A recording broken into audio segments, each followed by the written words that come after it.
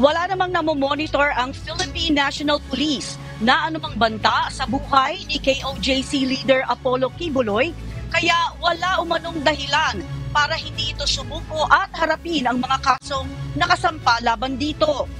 Dagdag pa ng pambansang pulisya na si PNP Chief Police General Romel Marbil pa mismo ang nagsabi na handang bigyan ng proteksyon ng PNP ang religious group leader para matiyak ang kaligtasan nito.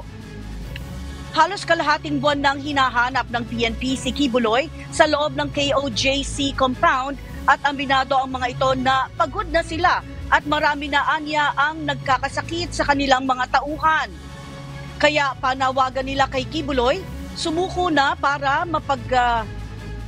makapagpahingahin na rin ang mga pulis, gayon din ang mga KOJC member na nagbabantay sa compound. Wala po tayong namomonitor po na ganyan at kung matatandaan nyo, no less than our Chief PNP, si General Romel Francisco Marbil ang nag-assure sa kanya po. Sinabi po niya ito during the Senate hearing na siya po mismo ang nag-assure kay Pastor Kibuloy at iba pa na sisiguraduhin niya na magiging ligtas at secure po sila once they decided po na sumuko.